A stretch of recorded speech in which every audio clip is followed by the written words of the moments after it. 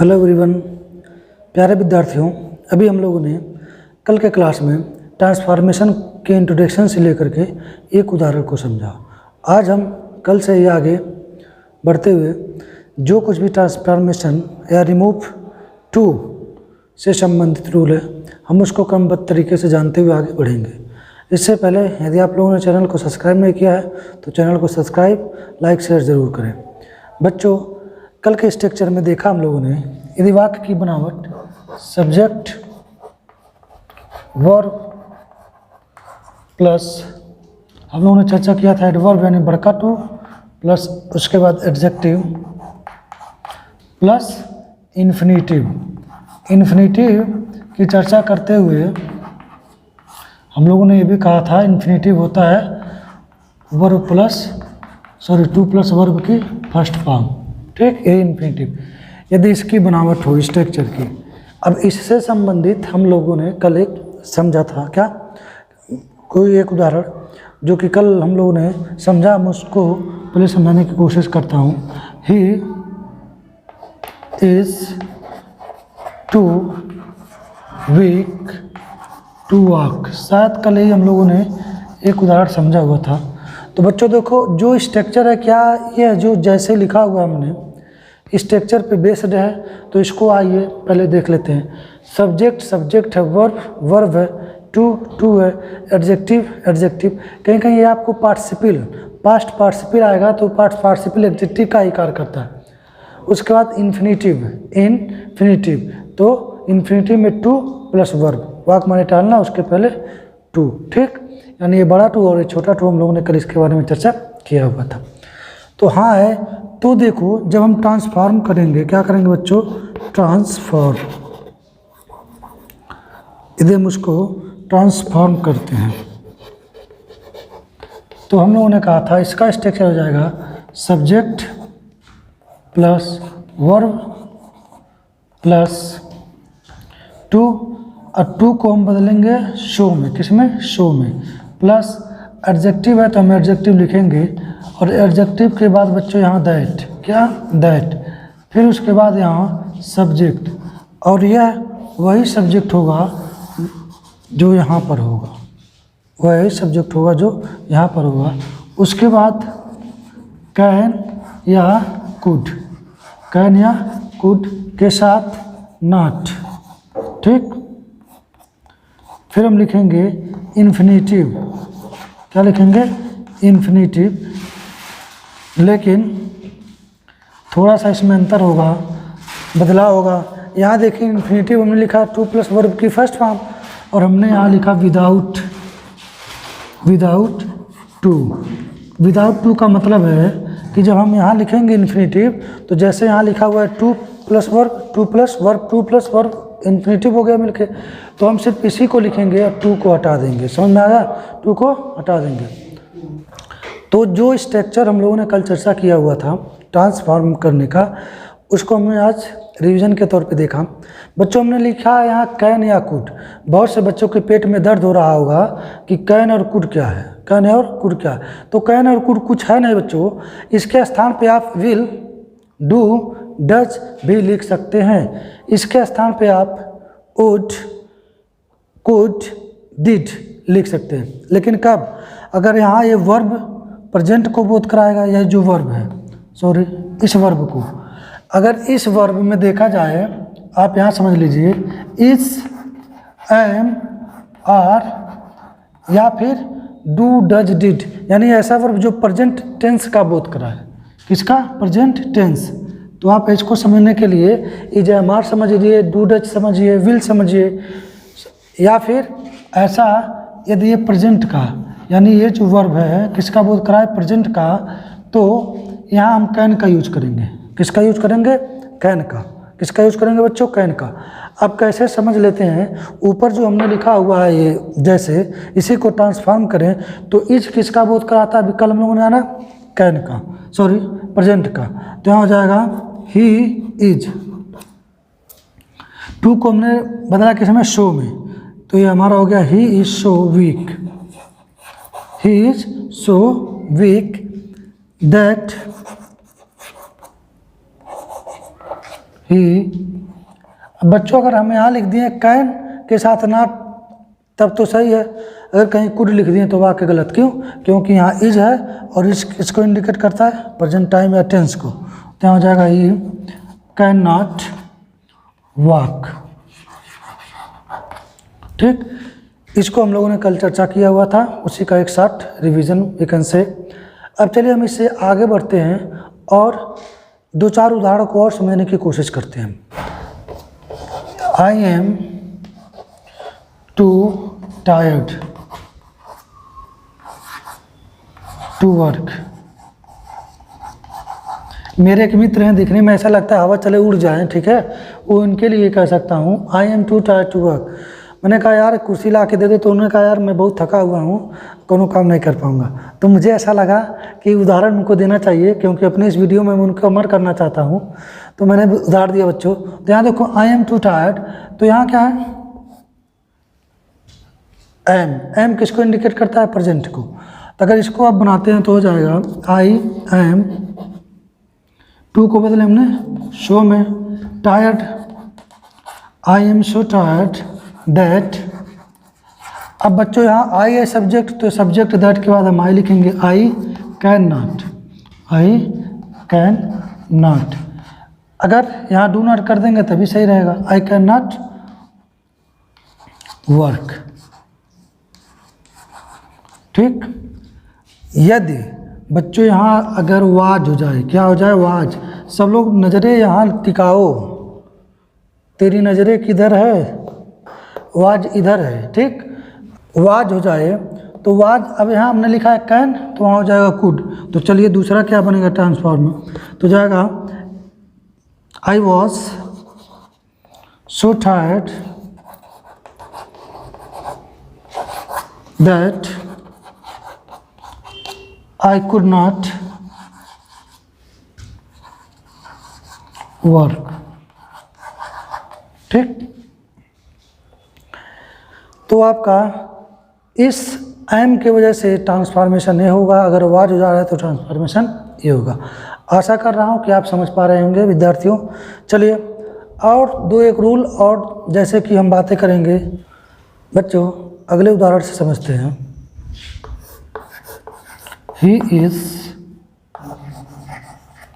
To weak to run. अब दोस्त हमारे खाएं पिए कितना हो, लेकिन जब बीमार रहेंगे, कमज़ोर रहेंगे तो दौड़ नहीं सकते। ठीक, तो हो गया he is too weak to run. तो बच्चों हमने शुरू में चर्चा किया हुआ था, ट्रांसफॉर्मेशन आप जब भी करिएगा, ट्रांसफॉर्मेशन का एक सीधा फंदा जान लीजिए। अगर इसमें नॉट का प्रयोग है, ट्रांसफॉर्मेशन में नॉट का प्रयोग नहीं होगा। अगर इसमें नॉट का प्रयोग नहीं है तो ट्रांसफॉर्मेशन में नॉट होगा। स्ट्रक्चर तभी बदलेगा लेकिन अर्थ सेम रहेगा। तो यहाँ हो जाएगा he is so weak that he can not run. आशा कर रहा हूँ कि आप अब ऐसे वाक्य अगर आपके सामने आ जाते हैं तो आप उसको बहुत ही आसानी से ट्रांसफॉर्म कर सकेंगे। बच्चों एक रूल ये है कि यदि जो शब्द दिया हुआ, जो वाक्य दिया हुआ है, यदि वो क्या हो इन्फिनिटिव, जो उसका इन्फिनिटिव वर्ड है वो निगेटिव में हो। इन्फिनिटिव वर्ड किसमें हो? निगेटिव में हो। जैसे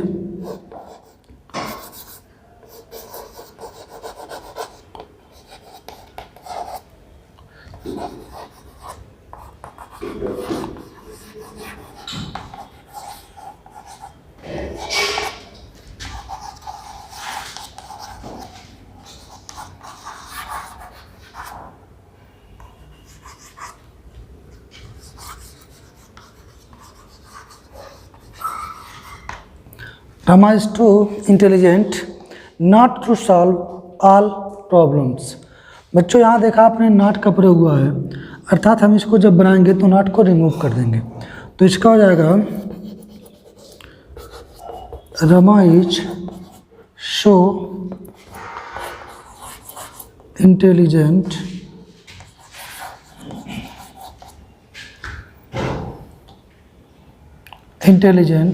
दैट, बच्चों यहाँ रमा है तो रमा हम लिखेंगे, लेकिन आप लोगों ने प्रोनाउन पढ़ा हुआ तो हम यहाँ लिखेंगे सी कैन नॉट। क्या हो जाएगा? She can not, sorry she can, क्योंकि ऊपर नॉट है तो रिमूव हो जाएगा। सी कैन सॉल्व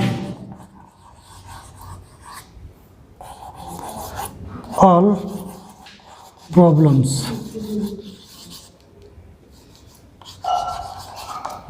तो बच्चों आपने देखा इस जो ऊपर हमने सेंटेंस लिखा हुआ है उसका ट्रांसफॉर्मेशन ये होगा।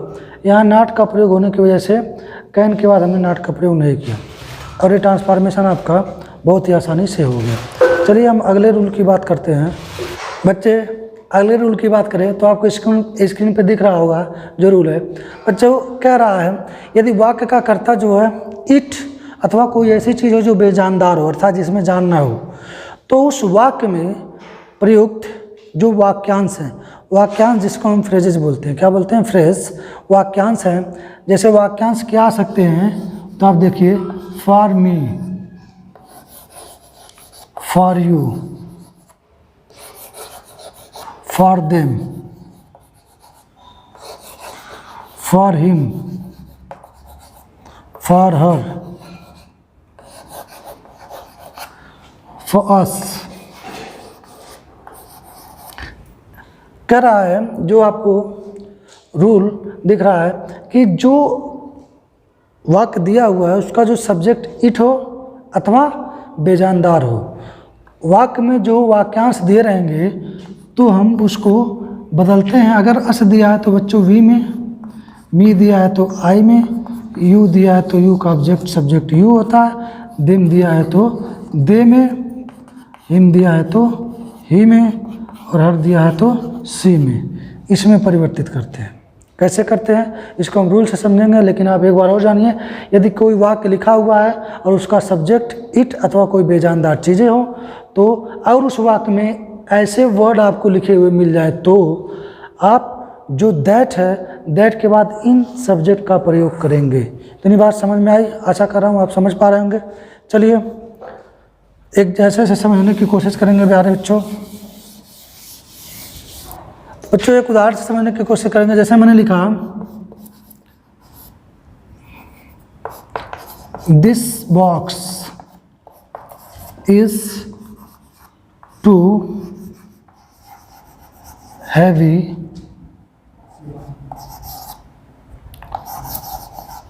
For me to lift.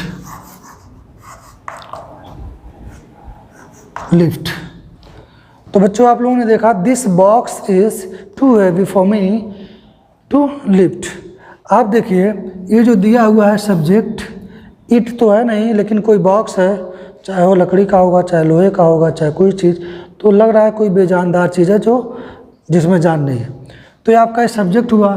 फिर करा यदि वाक्य में क्या दिया हुआ, ऐसे वाक्यांश जैसे फार मी आ गया तो फार मी को आप समझ गए हमको किस में बदलना है? आई में।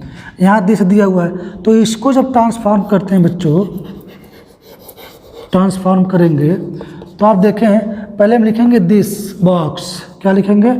This box is so heavy. क्या लिखेंगे? So heavy that. अब देखिए बेजानदार होने की वजह से फॉर मी को हमने किस में कन्वर्ट किया? आई में। तो हम यहाँ लिखेंगे आई। बच्चों यहाँ लिखा हुआ इज तो लिख देंगे कैन नॉट लिफ्ट। अभी बन के आपका इस वाक्य को हमने बहुत ही आसानी से ट्रांसफॉर्म कर दिया ऐसे। आशा कर रहा हूँ समझ पा रहे होंगे। चलिए एक और उदाहरण से समझाने की कोशिश करते हैं।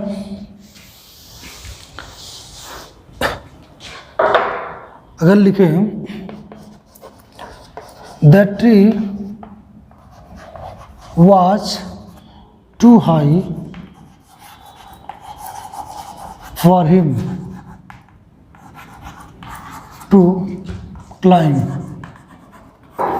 ठीक, अब इसको समझने की कोशिश करिए। यहाँ बच्चों लिखा हुआ वाज, तो आप यहाँ इसको जैसे हमने लिखा है कैन नॉट, तो आप कैन नॉट नहीं करेंगे। क्यों? क्या करेंगे? बहुत सुंदर, शाबाश, कुड नॉट। तो यहाँ हो जाएगा the tree was so high बच्चों फार हिम को हमने बदला किसमें, ही में, तो यहाँ हो जाएगा आई दैट ही कुड नॉट। क्यों कुड नॉट हुआ, क्योंकि वहाँ पे वाज है, कुड नॉट क्लाइंब। ठीक, देखा बहुत ही आसानी से हम लोगों ने ट्रांसफॉर्मेशन को समझने की कोशिश की, और जितना ध्यान देंगे उतनी आसानी से हम इसको समझ पा रहे होंगे। ठीक है बच्चों, चलो ऐसे बहुत से उदाहरण आपके सामने प्रस्तुत किए जाएंगे। प्यारे बच्चों, आपको स्क्रीन पे दिख रहा होगा कुछ ऐसे वाक्य होते हैं, जो रूल है अगला हम उसकी चर्चा करें बच्चों।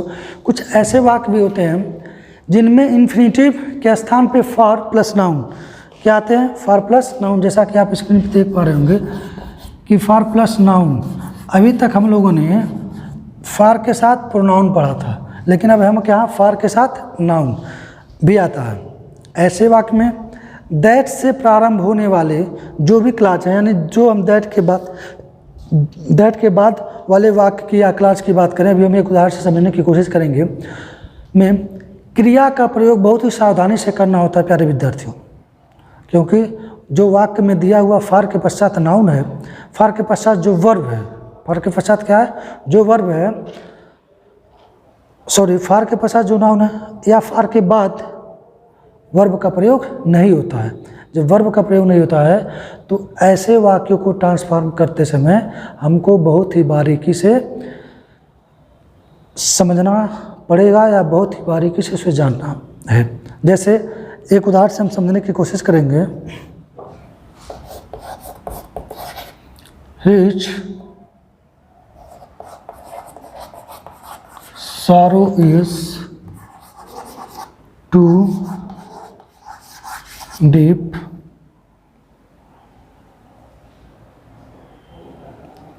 क्या कहा था ना, फॉर टीयर्स। तो बच्चों इसको हम दो तरीके से बनाएंगे। इसको क्या तरीके से, दो तरीके से। पहला देखिए लिखा हुआ हिज सारो, अगर आप देखा जाए तो पहला रूल आपको मैंने बताया है क्या, कि कोई बेजानदार चीज़ है, यहाँ फार के बाद ना मी दिया, अस दिया, ना कुछ दिया है, नाउन दिया है, लेकिन इसके बाद कोई इन्फिनेटिव नहीं है, इसके बाद कोई इन्फिनेटिव नहीं है। ऐसी स्थिति में बच्चों कोई भी चीज़ें अपनी बात अगर हम किसी के सामने रख रहे हैं, ठीक है, अपने दुख को रख रहे हैं, तो सुख की बात करें बच्चों, ये टीयर्स है। अगर हम सुख की बात करें तो हम अच्छी बातें हंस करके मुस्कुरा करके किसी चीज़ को एक्सप्रेस करते हैं, दुख की बात करें तो आंसुओं में व्यक्त करते हैं। तो यहाँ कह रहा है रूल कि sorrow is too deep for tears. अगर इसको बनाए तो हो जाएगा हिज सारो इज सो डीप दैट। बच्चों अगर यहाँ देखिए हिज किसके लिए होता है, ही के लिए, तो हम यहाँ लिख सकते हैं ही कैन नॉट। क्या लिख सकते हैं, ही कैन नॉट। अब व्यक्त करना होता है एक्सप्रेस, क्या होता है बच्चों, एक्सप्रेस इन टीयर्स,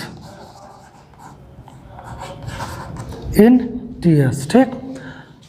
ये इसका ऐसे बनेगा। अगर दूसरे उदाहरण की बात करें, सॉरी इसको दूसरे तरीके से बनाने की बात करें बच्चों, तो आप देखेंगे ये हमारा क्या है, निर्जीव है, तो इसको दूसरे तरीके से अगर बनाएंगे तो हो जाएगा हिज टीयर, सॉरी हिज सारो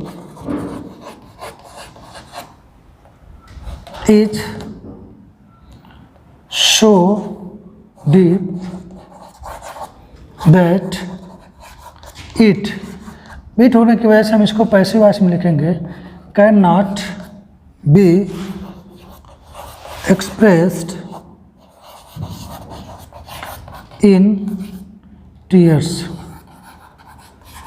ठीक। इस प्रकार से आप देखेंगे बच्चों, ध्यान से समझिए, जो रूल ऊपर आपको स्क्रीन पे दिख रहा है, कह रहा है यदि कोई वाक्य दिया हुआ है, इन्फिनेटिव वाक्य दिया हुआ है और उसमें फार हो, फार के बाद नाउन हो, फार के बाद क्या है बच्चों, नाउन, वर्ब का प्रयोग ना हो। वर्ब का प्रयोग करने का मतलब जिस प्रकार से हम लोगों ने अभी लिखा हुआ था, जैसे he is too weak to walk, तो आप यहाँ देखिए वीक फिर वीक है, क्या है हमारा वाक्य। वर्ब भी मान सकते हैं, तो फार के बाद नाउन हो, फार के बाद नाउन हो और कोई वर्ब का प्रयोग ना हो, तो ऐसे वाक्य को ट्रांसफॉर्मेशन करते समय सावधानी बरतनी चाहिए, ये रूल कह रहा है। और इस प्रकार से आप इसको कर सकते हैं। बच्चों आज के क्लास में सिर्फ इतना ही। अगले क्लास में हम फिर मिलेंगे और इससे अगला जो कुछ रूल होगा रिमूव टू से संबंधित, हम उसकी चर्चा करेंगे। तब तक स्वस्थ रहिए, सुरक्षित रहिए, मस्त रहिए। Have a nice day, take care, bye bye.